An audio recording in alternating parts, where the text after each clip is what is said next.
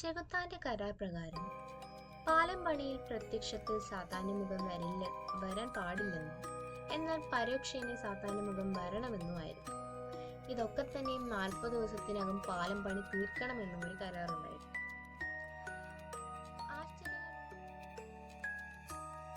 അത്ഭുതകരമാവെന്ന വണ്ണം ബിൽഡർക്ക് പറഞ്ഞ സമയത്തിനുള്ളിൽ പാലം പണി പൂർത്തീകരിക്കാൻ സാധിച്ചു.